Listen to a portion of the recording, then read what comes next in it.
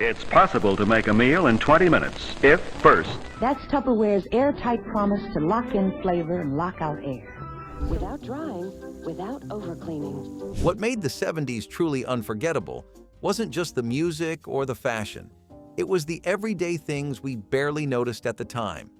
So ordinary, we never imagined they'd disappear. But see them now, and the memories rush back like it was yesterday.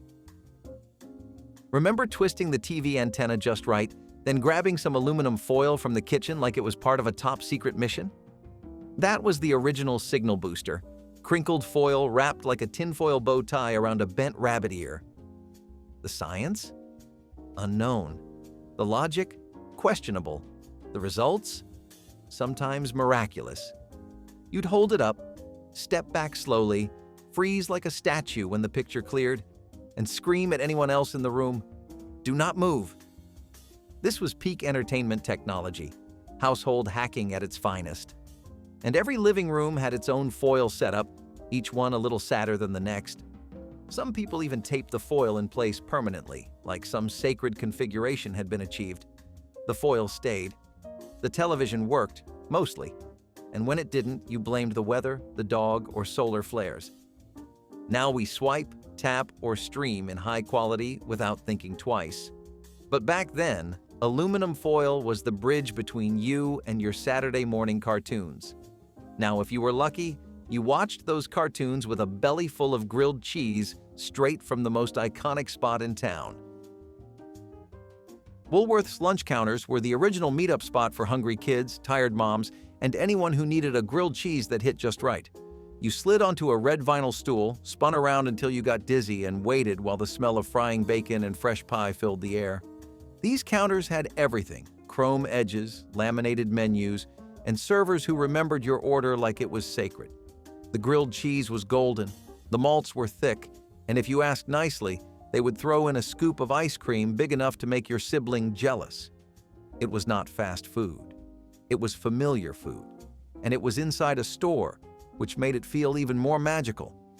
One second you were browsing for socks, the next you were digging into fries with a side of ketchup and a glass ramekin. Every bite felt like home. Today, Woolworths is just a faded logo in a forgotten mall, but those counters were where gossip happened, crushes were confessed, and after-school hangouts turned into core memories. And if you brought leftovers home, you probably packed them in that same orange Tupperware every house seemed to have, and somehow still does. There was something immortal about that burnt orange Tupperware your mom swore by. The lid was always slightly warped. The bottom had mystery stains that defied bleach, and yet, there it was, every week. On the counter, in the fridge, sometimes in the garage holding bolts. No one remembers buying it. It just appeared one day and decided to stay. The seal required serious upper body strength. Popping it open felt like cracking a safe, and closing it was a three-step process involving alignment, prayer, and one loud snap. You would open it expecting last night's meatloaf but find sugar cookies, celery sticks, or half a sandwich wrapped in wax paper. If you lost the lid, the container was still useful. If you lost the container, the lid lived on forever in that drawer of plastic chaos. Orange Tupperware became the Swiss Army knife of the 1970s kitchen. Storage, serving, science experiments, you name it. It might not have been pretty, but it was reliable. Now say if you were hitting the road, that same Tupperware probably rolled around in your back seat next to a glove compartment stuffed with something even more essential: paper maps. Before GPS, the glove compartment was a sacred archive of crumpled dreams and half-folded logic puzzles known as gas station road maps. You would unfold one and suddenly your car had a wingspan. The accordion stretch of blue highways and red route lines was a masterpiece of chaos. Nobody ever folded it back the same way twice. These maps were free with a fill-up, handed out like precious artifacts by a gas station attendant who looked like he moonlighted as a mechanic. You needed two people to read it, one to hold the wheel and the other to squint at a map the size of your windshield. Wrong turns were just part of the journey. You would flip the map upside down, draw your own shortcuts in pen, and swear you could eyeball your way back if you hit that one weird diner again. These maps were coffee-stained, dog-eared, and packed with possibility. They made every road trip feel like an adventure and every passenger a co-pilot. Just like the maps, even your school pencils had their own secret identity. You just had to give them a sniff. You remember it. Everyone does. That one glossy school pencil with the lacquered finish that smelled odd. Not quite like wood, not quite like paint, but definitely like something you were not supposed to be inhaling. Yet there you were, in the middle of math class, pencil under your nose. Every kid had their own theory. Maybe it was the paint, maybe the lead, maybe the eraser. But the sniff test was real. Some pencils were duds, but others had that strong chemical mystery scent that made you pause and think, is this what grown-ups mean by toxic? You would trade them, collect them, hide the good ones so your friend with the heavy hand would not chew them to death. Sometimes you didn't even write with them. You just kept them in your desk like forbidden fruit. Today's pencils come in pastel colors with motivational slogans printed on the side.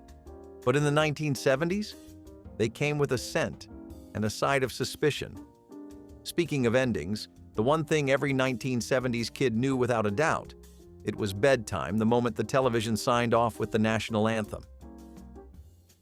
There was no stronger bedtime signal in the 1970s than the national anthem blaring from your TV at midnight. Not because you were patriotic, though maybe you were, but because that was the final broadcast before everything went dead.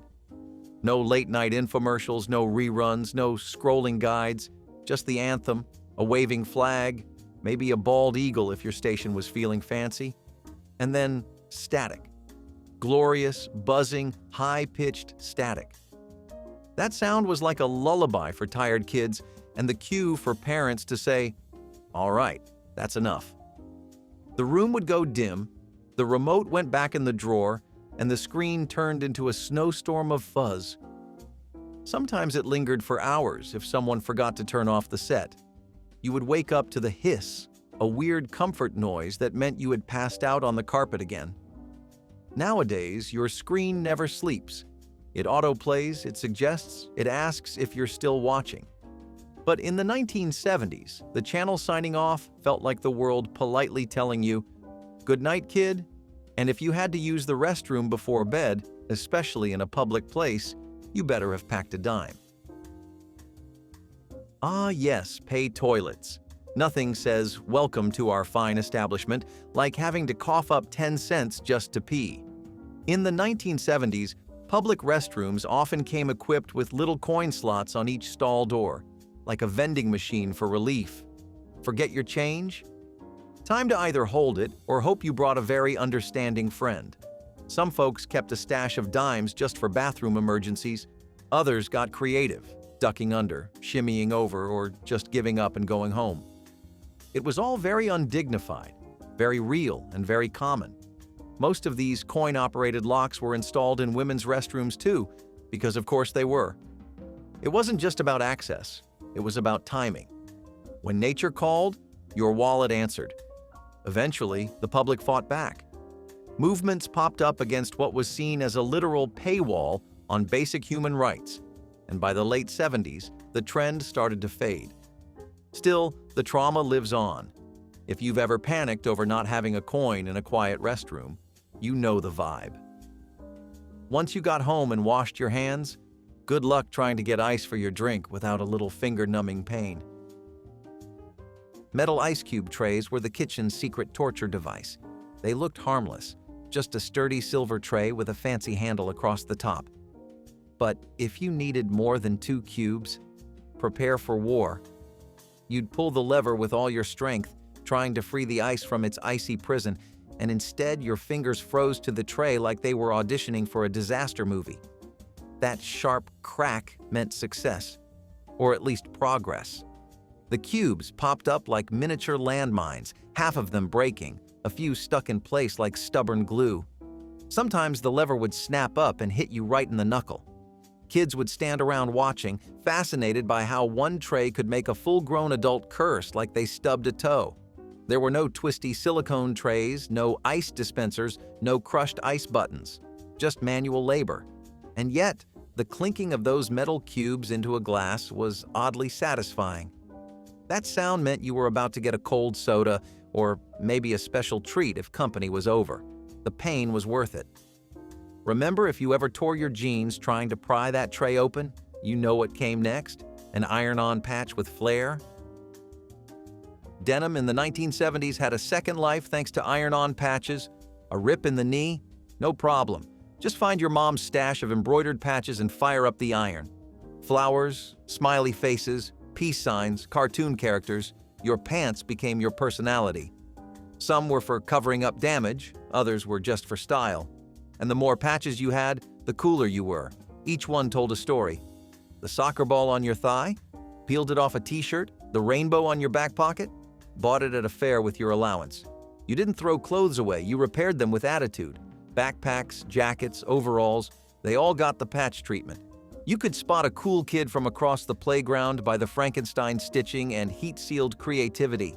There were even stores that sold patches by the dozen in huge spinning racks. And let's not forget the iron itself, heating up like a surface of the sun pancake griddle, burning fingertips and occasionally melting the patch entirely. Today's jeans come pre-ripped and mass-produced. But back then, every tear earned its badge. And those patched-up pants?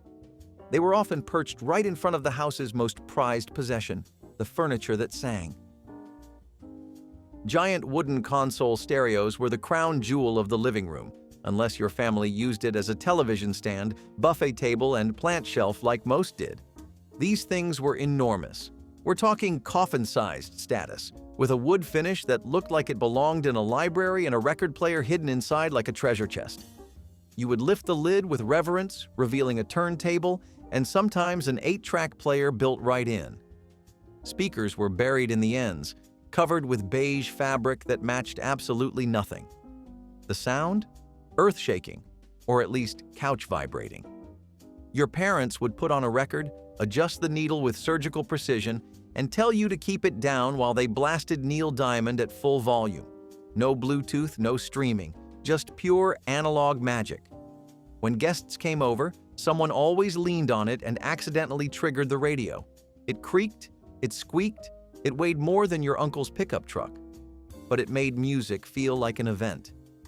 Today, those consoles are long gone, or hiding in someone's garage, gathering dust. But if you ever sat near one at a diner, chances are you caught a glimpse of the next relic from the past. Cigarette machines parked right next to the salad bar. If you ever slid into a vinyl booth and spotted a glowing cigarette machine near the restroom, congrats! You survived peak 1970s dining culture. These machines were tall, metal, and usually humming, ready to hand out cigarettes faster than the server could refill your coffee. All you needed were a few quarters and the guts to pull one of those thick chrome levers that felt like launching a torpedo. Marlboro, Winston, Camel, brands lit up in bright neon strips behind glass, like a candy machine for grown-ups. No age verification, no identification. Just slide your coins in, pull with purpose, and out popped a soft pack, sometimes with a free matchbook tucked inside. These machines were in diners, bowling alleys, lobbies, and even family restaurants. No one blinked. Your parents might light up right after dessert while you stirred a root beer float. Eventually, smoking bans swept the nation and these machines were quietly wheeled away into history. But if you ever grabbed a pack before heading back to your seat, you remember just how normal that used to feel. And once you got home and needed something sweet to wipe the smell off your childhood, there was always Fruit Stripe gum. Fruit Stripe gum was the ultimate bait-and-switch of 1970s candy. 1 second of pure sugary heaven, followed by 30 seconds of chewing rubber bands. But oh, those stripes. Each piece came wrapped in Technicolor zebra glory, like a mini disco party in your palm. You would line up the flavors like collectible cards: cherry, lemon, lime, peach, even something vaguely banana adjacent. And if that wasn't enough, the wrapper doubled as a temporary tattoo. Just lick, stick, and rock a rainbow on your arm for half a recess.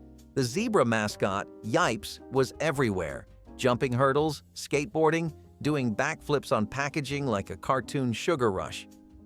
Kids knew the flavor was fleeting, but that initial burst was electric.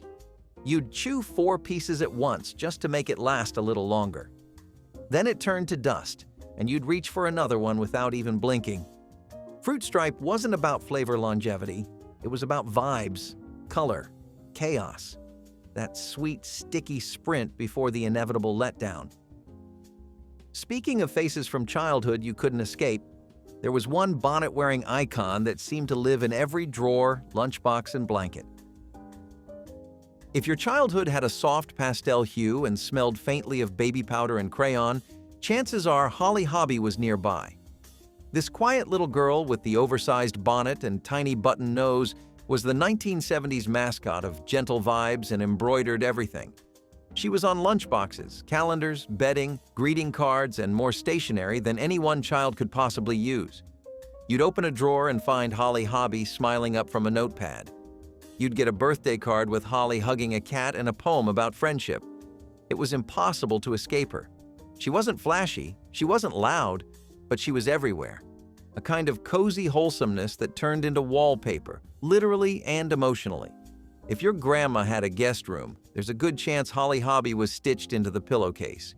Every girl had a thermos with her on it, or at least one friend who did. She was like a security blanket with a face. These days, you'd be hard-pressed to find her outside of vintage shops and nostalgic Pinterest boards.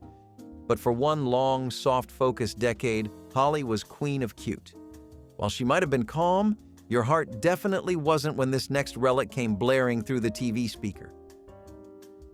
The emergency broadcast system test was only a test, but it still scared the pants off you. One second you're watching cartoons, the next? A loud sound, the screen cuts to black and white fuzz, and a robotic voice coldly announces that this is only a test. But your brain doesn't hear that part. It hears nuclear apocalypse, it hears tornadoes and world-ending events. That tone was so sharp it could slice toast. You'd freeze mid-bite, eyes wide, waiting for the part where they either told you it was fake or confirmed your worst fears. And when it finally ended, your stomach stayed clenched for a good 20 minutes. Every kid knew it. Every adult hated it. And nobody could ever explain why it had to sound so terrifying. Still, it was part of television life, like commercial jingles or public access dance shows. These days, we get emergency alerts on our phones, but they can't match the soul-rattling dread of that high-pitched screech suddenly taking over your television. It was fear, standardized and scheduled.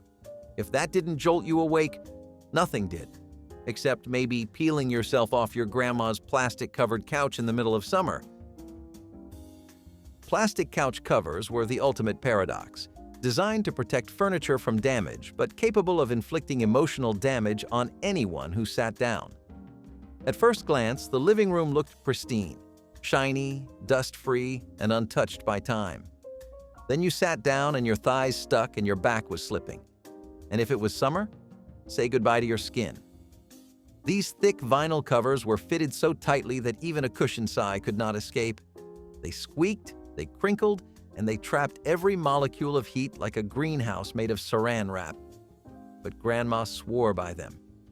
"Keeps the fabric nice," she'd say, as if the sofa had been hand-woven by angels. You weren't allowed to move too fast on it or breathe too hard near it. Kids would dare each other to jump on it and slide across, only to leave a sweat trail behind like a garden slug. And yet, every house had one, or two, maybe the entire furniture set. Today's furniture protection looks more like stylish slipcovers.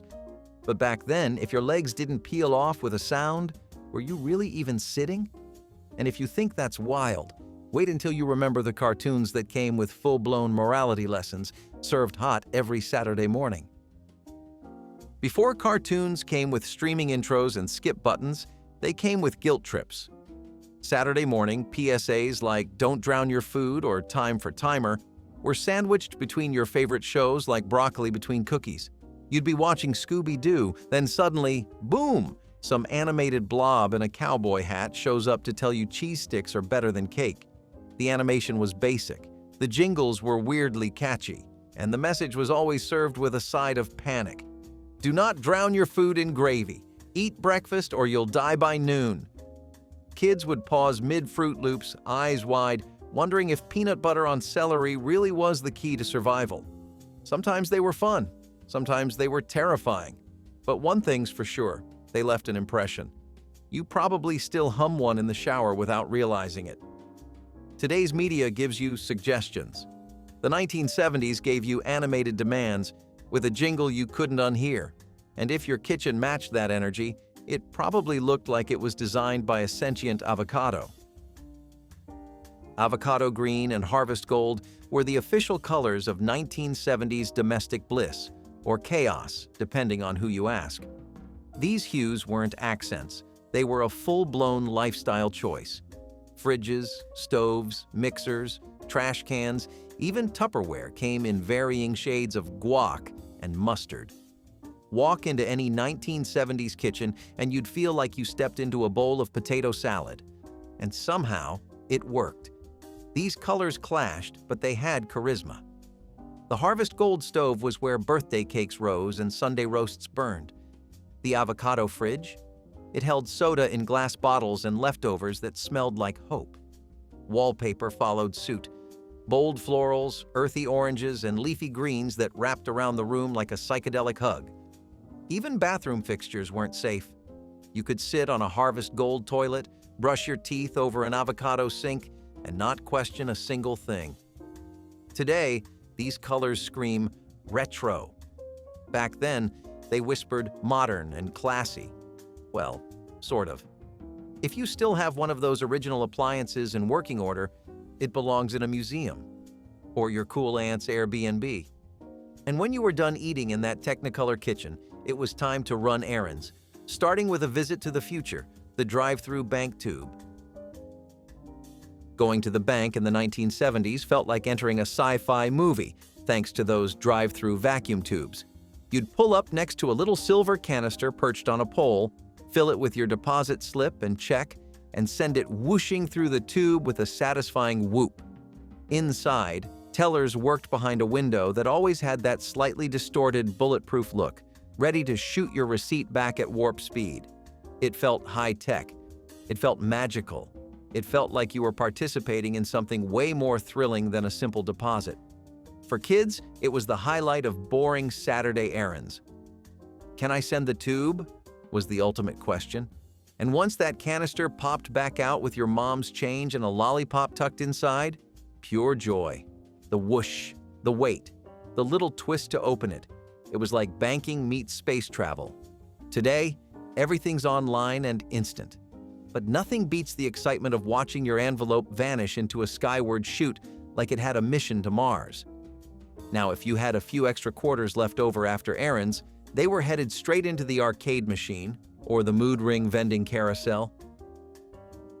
Nothing said 1970s mall kid like walking out of the arcade with a mood ring, flicker ring, or some cheap metal mystery in a plastic egg.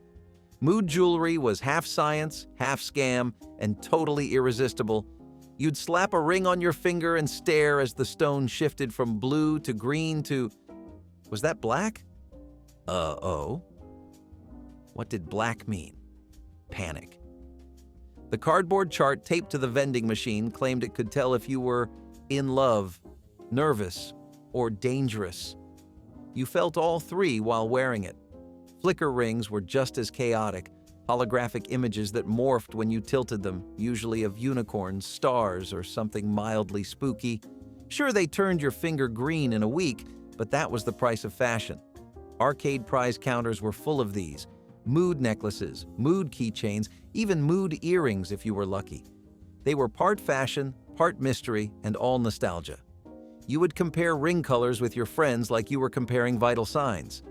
Today's wearable tech counts your steps. These rings guessed your soul.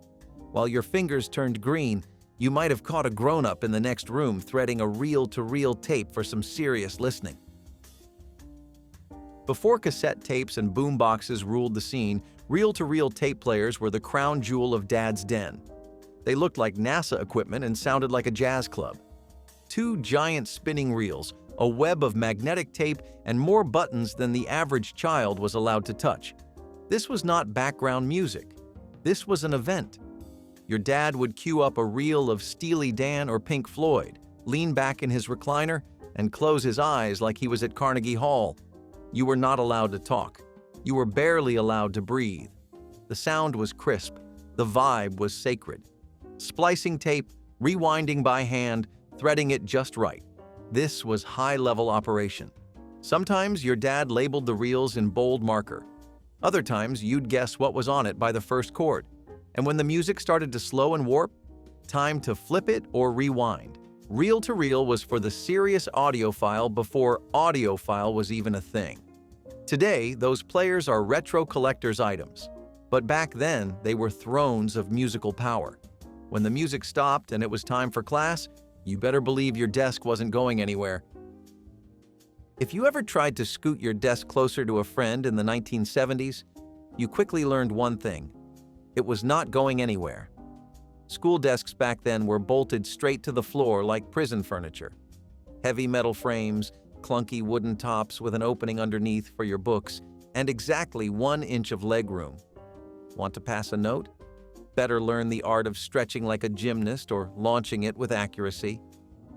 The seat was attached, usually too small, and had a backrest that creaked every time you leaned even slightly. Underneath, always gum, always. You would run your hand along the side and get a squishy surprise that had been fossilizing there since the Johnson administration. The top was covered in carvings, initials, tic-tac-toe, and one weird kid's math homework scratched directly into the wood. You couldn't adjust it, tilt it, or escape it. It was your throne, your prison, your art desk, your battlefield. And somehow, it got through the entire school year with only 1 screw missing. Today's desks are ergonomic, mobile, and even have charging ports. But back then, you got one desk, bolted down, for better or worse. After a long day stuck to that desk, you went home and washed your hair with shampoo that smelled either like a picnic or a brewery.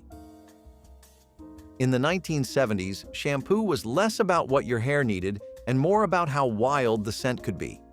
Apple-scented shampoo ruled the aisles, with bottles shaped like apples and colors that made your shower look like a candy store. Every kid smelled like a fruit basket. But just as popular were beer shampoos. Yes, beer. You'd walk into the bathroom and think your dad was pre-gaming for Monday Night Football, only to realize he was rinsing his scalp with barley and hops. The logic? Beer made your hair soft and shiny, apparently. The scent? Questionable at best. There were also wheat germ shampoos, egg shampoos, and one mysterious formula that smelled like a root beer float and engine grease combined.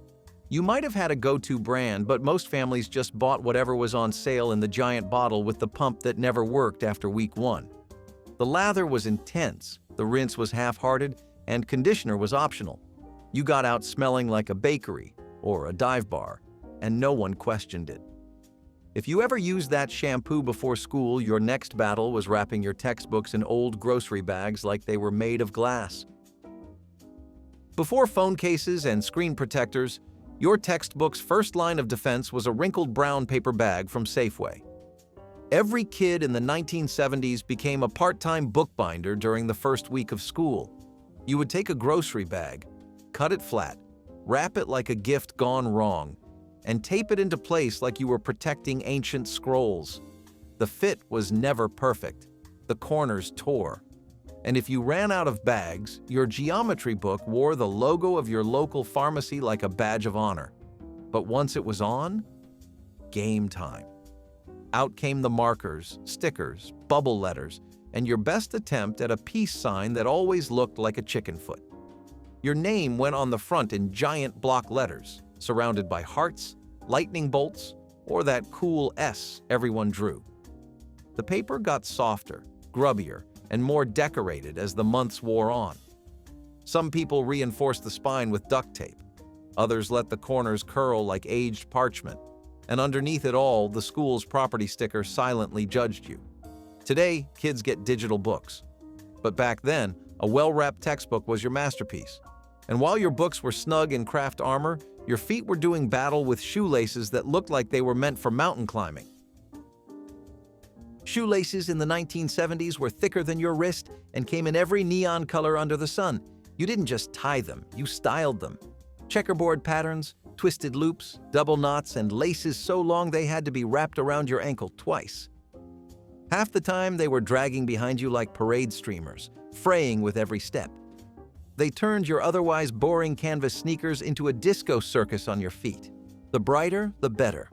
Glow in the dark? Amazing. Glitter? Even better. Some kids coordinated them with their iron-on shirt decals. Others collected them like Pokemon cards, swapping them out weekly just to match a mood. They were more likely to trip you than hold your shoe in place, but fashion had its price. Eventually, the lace ends got crusty from being stepped on too many times or chewed on during math class. And no matter how cool they looked on day one, by Halloween they were permanently gray and tangled beyond repair. Today, sneakers come with sleek, minimal laces or none at all. But back then, it was a shoelace arms race, and style always came before safety. If there was ever a toy that embodied that same chaotic energy, it was the one that left bruises on your hands, face, and occasionally your ego. Clackers were loud, dangerous, and absolutely irresistible. 2 acrylic balls, 1 piece of string, and a surefire way to ruin your day if you missed the rhythm. You'd swing them up and down, trying to get that perfect clack, clack, clack above and below your hand without shattering the bones in your fingers. It rarely worked. Most of the time, one ball would whip off to the side and slam into your knuckle like it was settling a grudge. Some kids got so good they could keep it going for minutes. Others gave up after the first welt. They came in bright, glittery colors and sometimes had air bubbles inside, which made you feel like you were juggling tiny planets. But the danger was real. Schools banned them, parents hid them. Hospitals quietly prepared for the inevitable parade of bruised forearms and black eyes. Still, they were everywhere. On playgrounds, in backyards, at bus stops, clicking like miniature metronomes of mayhem. They made noise, they made bruises, and they made you feel alive. Every clack felt like defying gravity with nothing but guts and momentum. And when you hit that sweet spot and got the rhythm just right, you felt like a champion, and pain was just part of all the fun. You were a slightly bruised, very determined champion. Because in 1969, Pan American Airlines launched a waiting list for commercial flights to the moon. No joke. People were lining up to get their names on this list. The idea was simple. We made it to the moon, so the next logical step was to sell tickets. Over 90,000 people signed up, excited about the idea of sipping martinis in zero gravity and watching the Earth rise outside their window. And Pan Am treated it like a real thing. They issued membership cards, called it the First Moon Flights Club, and promised that when the day came, they would call. The only problem? There was no plan, no actual timeline, no spaceship. It was a publicity stunt that spiraled out of control. People bought into the dream hard, and Pan Am was not about to correct them. When the company went bankrupt in the 1980s, it had never even started building anything to take people to space. The dream fizzled out, but it proved just how hungry the world was for a taste of the future. And nowhere was that hunger more obvious than in people's homes, where they tried to bring cinema magic to life with a machine the size of a small refrigerator. Enter the Sony CV-2000. This was supposed to be the next big leap in home entertainment, a video recorder you could use at home long before VHS was a thing. It sounds amazing, right? Until you realize this beast was massive, heavy, and cost more than most people's cars at the time. We are talking over $1,000 in 1960s money, which is a good chunk of a year's salary for the average person. But price was just one problem. The CV-2000 used reel-to-reel videotape, and even getting it to work with your television set was a gamble. It only recorded in black and white. You had to plug in a separate camera, adjust the knobs just right, and cross your fingers. If anything went wrong, and it often did, you were stuck. Playback was spotty, the tapes jammed constantly, and editing footage? Forget it. For a product meant to bring television magic into your home, it mostly just brought headaches. And despite being the first of its kind, it quietly faded into obscurity, beaten later by cheaper, easier options. But you know what still had people gathering around the television back then? A wild piece of gear that looked like it came straight off a flying saucer. And no, That is not a metaphor. Hertz actually promoted a real jetpack. The rent-a-car rocket belt was a short-lived idea cooked up in the 1960s when the space craze had everyone thinking the future meant flying through the sky instead of driving on boring roads. Hertz partnered with Bell Aerosystems, who had built a functioning rocket belt for the military. The campaign imagined businessmen renting jetpacks to bypass traffic. The belt could fly for 20 seconds. That was it. And it guzzled hydrogen peroxide like it was soda. The cost was ridiculous, and let us not even talk about safety. There was no steering. You just blasted up, prayed for balance, and hoped you landed somewhere near your destination. As a promo stunt, it was electric. Everyone wanted to try it. But in the real world, it was a lawsuit waiting to happen. It never left the testing phase, and Hertz quickly backed off before someone got launched into a telephone pole. But hey, it was not the only time the 1960s gave kids access to something wildly unsafe, because our next entry is a toy that somehow got approved for the shelves, even though it came with a built-in heating plate. Muscle pants for kids, that was the pitch. Somewhere, a grown-up looked at a child and said, "You know what this kid needs?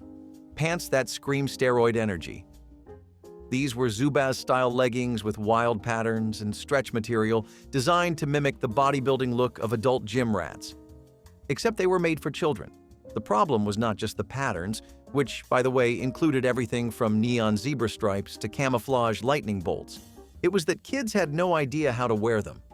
The pants were often too tight or too loose, and they came with this weird fake athletic vibe that clashed hard with the Sesame Street lunchboxes. These pants were a hard no. Schools started quietly banning them for being distracting, and parents got tired of explaining to teachers that no, their child was not training for a junior weightlifting championship. They were just victims of 1980s fashion. The trend came and went faster than you could say bicep curl. But speaking of trying too hard to look futuristic, let us talk about the time Atari thought your forehead could play video games. Riding in the back of pickup trucks on the highway was just another part of growing up in the 1970s. No seatbelt, no harness, no parental panic attack, just wind in your face and the open road ahead. If you were lucky, you got the wheel well spot so you had something to lean against. If you were really lucky, the driver didn't take sharp turns like they were auditioning for a car chase movie. This wasn't just for country kids either. Suburbs, small towns, even city outskirts, kids and teens would pile into the back like it was a parade float made of rust and dreams. It sounds completely reckless now because, well, it kind of was. But back then, freedom came first. Safety regulations? A suggestion at best. You needed to haul 6 kids to baseball practice in a truck meant for 3? You made it work. You needed a last-minute ride to the store? Hop in the back. And nobody worried about speed limits or sudden stops. But as safety studies piled up and laws tightened, this practice slowly hit the brakes. Now, in most states, it is straight up illegal. And honestly, it is a miracle more kids did not go flying out onto the freeway. Still, back then, it was a badge of honor. No one was wearing helmets. You just held on to the side and hoped your older cousin didn't start doing donuts. And speaking of things that could land you in the emergency room, let's talk about what toy companies were casually selling to kids like it was no big deal. Saturday morning cartoons were a sacred ritual. You poured yourself a bowl of cereal, plopped down in front of the television, and prepared to spend the next few hours in a sugar-fueled animation binge. But sprinkled between all those talking animals and laser-blasting space battles? Beer ads? That's right. Alcohol companies had no problem promoting their newest brew to an audience still wearing footy pajamas. You could go from He-Man saving the universe to a slow-motion pour of foamy beer into a frosted mug, all in the same commercial break. And these were not vague nods to adult life. We are talking full-on beer jingles with catchy tunes and smiling actors clinking glasses in backyard barbecues. Kids grew up humming these tunes without even knowing what they were singing about. To the networks, airtime was airtime. If it sold, it played. No one raised a red flag. Parents were more worried about how many Pop-Tarts you ate than whether your favorite cartoon was brought to you by a 6-pack of light beer. And when the commercials ended, you ran outside with your friends. No shoes, no helmets, just two wheels and a scraped knee waiting to happen. Long before texting and swiping, there was the thrill of spinning a rotary dial or the sharp click of a push-button phone. Invented by Alexander Graham Bell in 1876, the landline phone was the cornerstone of communication. These phones were built like tanks, and hanging up with a slam was its own kind of satisfaction. As cell phones began to dominate in the late 20th century, the once ubiquitous landline started its slow retreat.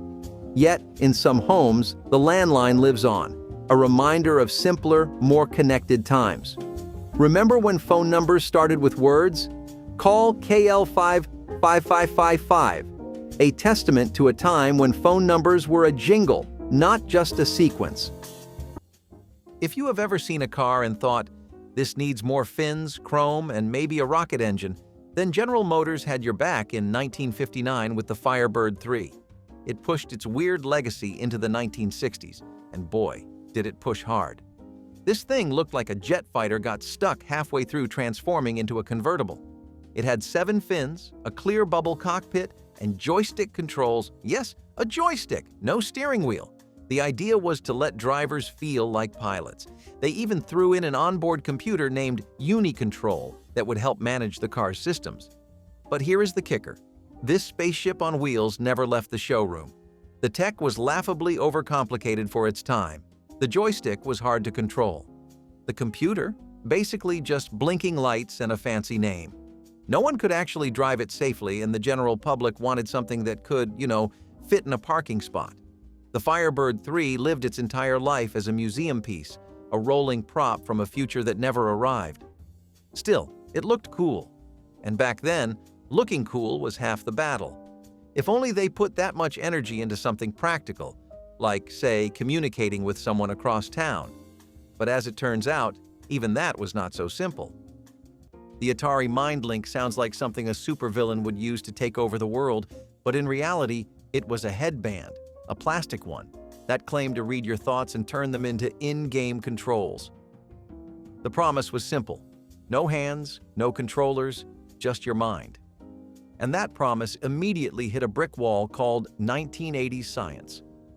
The MindLink was supposed to pick up electrical signals from your forehead muscles and translate them into commands. In practice, that meant you had to clench and twitch your brow in weird ways to move a pixel around the screen. The truth was that the MindLink was way ahead of its time, and not in a good way. It launched into testing and was quickly shelved when even Atari realized nobody wanted to win Space Invaders with their eyebrows. Maybe it would have worked better as a meditation trainer or a fancy headache inducer.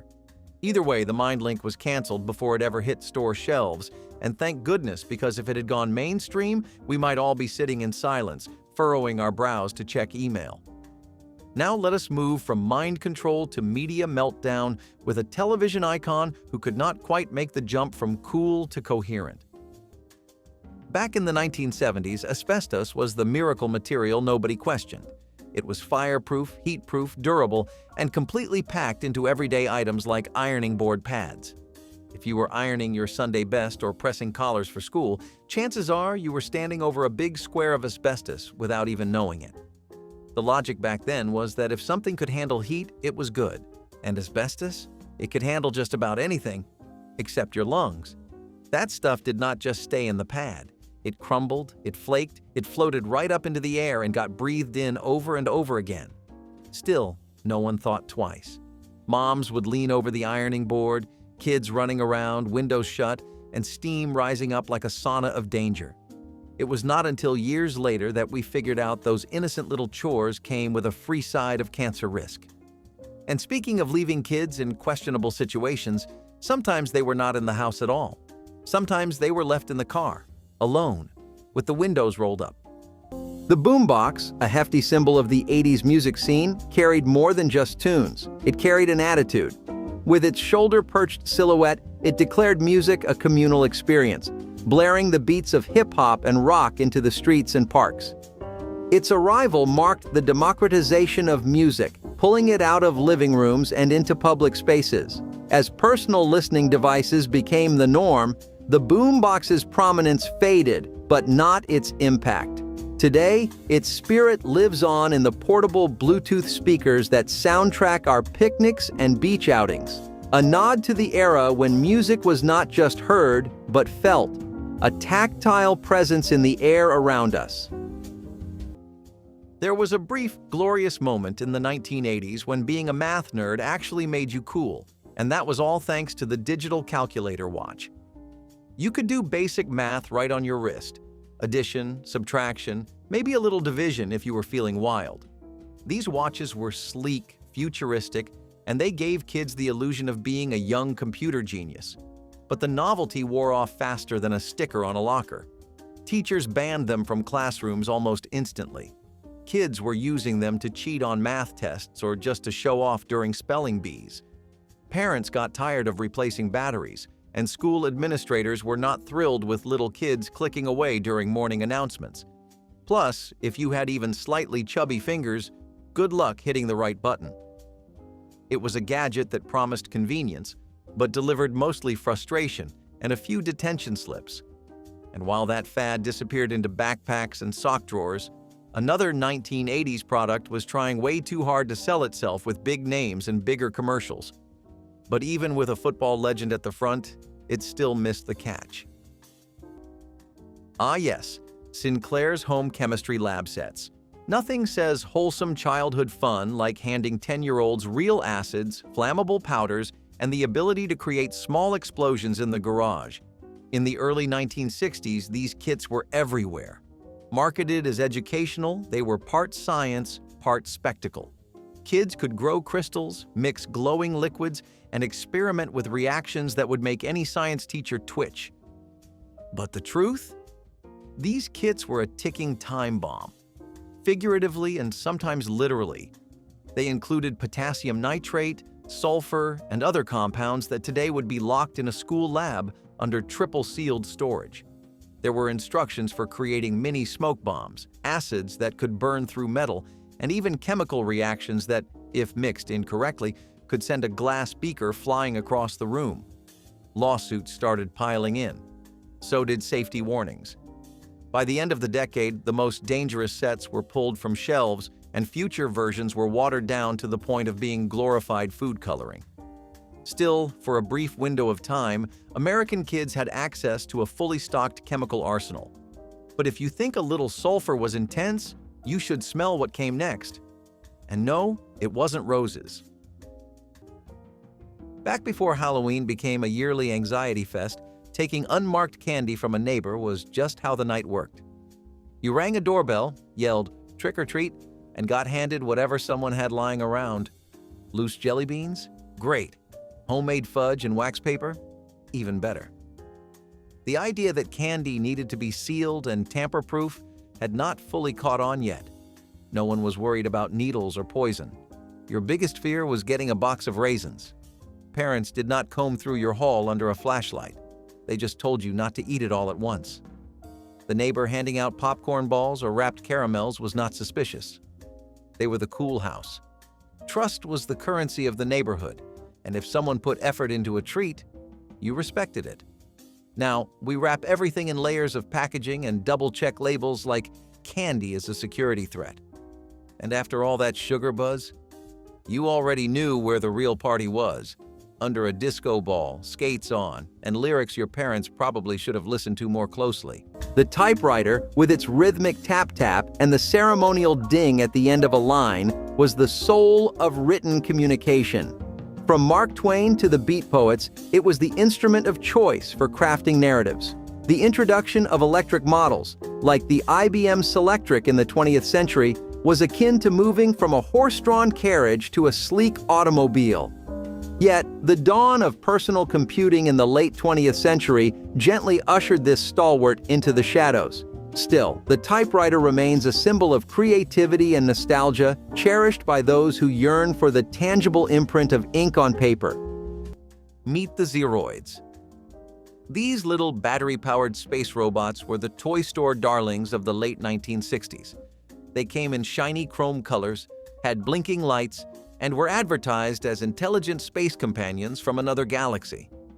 Ideal Toy Company pushed them hard, promising a whole line of robot helpers that could perform missions, carry cargo, and respond to their environment. What they actually did was drive in circles, fall over, and occasionally make beeping sounds if you were lucky. Kids thought they were getting the future of artificial intelligence. What they got was a shiny plastic brick with tiny wheels and a bad sense of direction. The battery life was a joke. The gears jammed constantly. And if the carpet was even slightly fluffy, forget it. Your Zeroid was going nowhere. But hey, it looked cool on the shelf.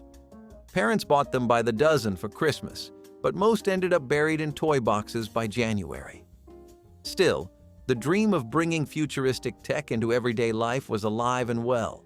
In fact, the very next year, people lined up at the World's Fair to try something even wilder, making a video call face-to-face from a phone booth. Zodiac-inspired perfume sets had their 15 minutes of fame when New Age culture exploded across America in the 1980s. Suddenly, everything had to do with your astrological sign, your diet, your love life, and yes, even your smell. These perfume kits came packaged in elaborate boxes with swirling star charts and inspirational quotes. Each scent was carefully crafted to represent the energy of a specific sign. Aries got something spicy and bold.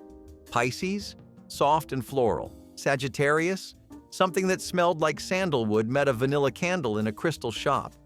It was all a little much. The problem? The scents were too specific.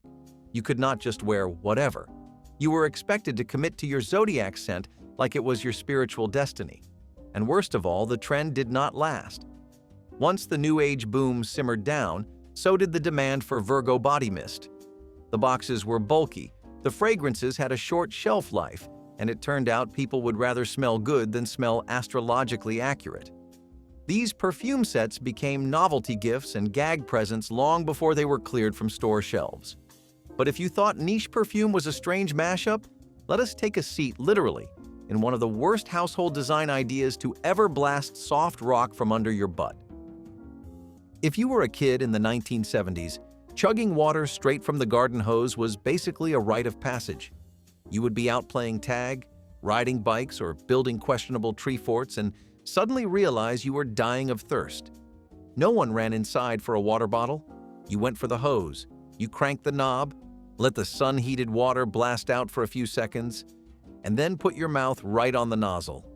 No one asked where the hose had been or what might be growing inside it. Rubbery taste? Totally normal. Mystery specks? Built character. Parents barely noticed unless you soaked your shirt. Nobody thought twice about what kinds of chemicals were leaching from the plastic or whether small bugs had made it their home. We just drank and kept running. But when it came to food, there were rules. Except during Halloween, when those rules took a break and you took candy from strangers with zero hesitation. The floppy disk, a cornerstone of early personal computing, emerged in the late 1960s, symbolizing the first foray into portable digital storage.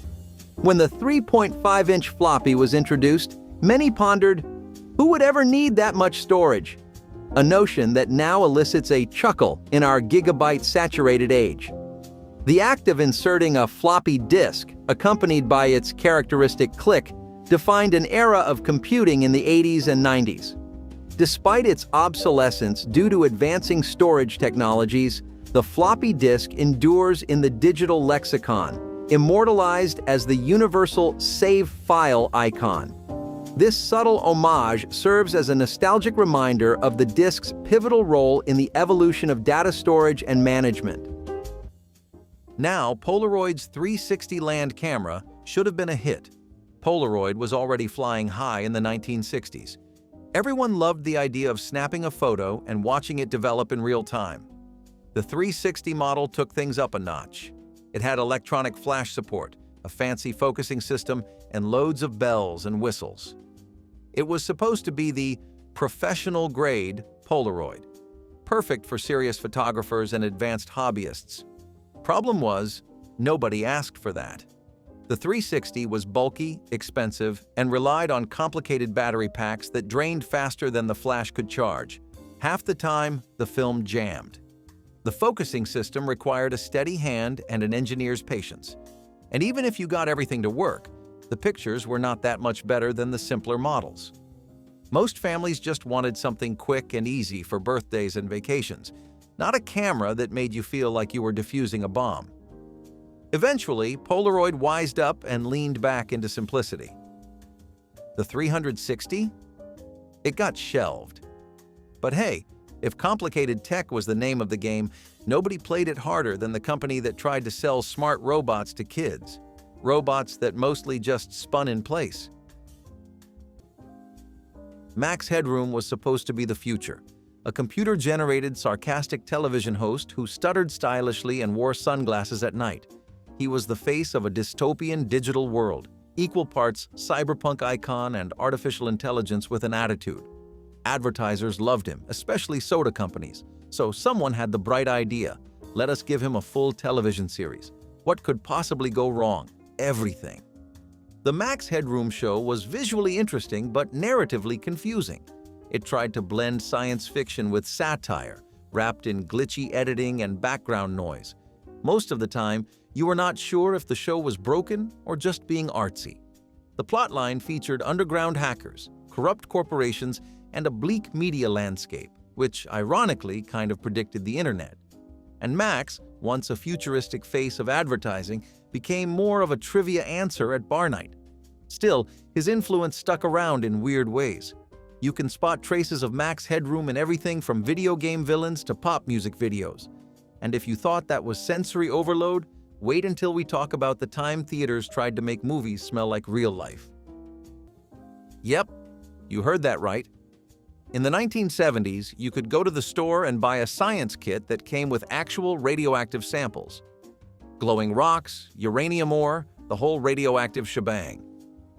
These kits were sold as educational tools, a way to spark curiosity in young minds.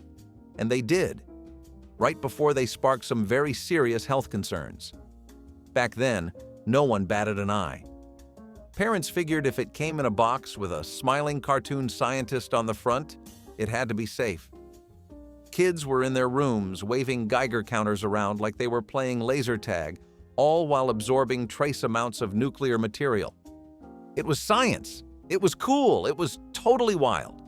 Of course, by the time the risks caught up to the curiosity, these kits had already found their way into thousands of households.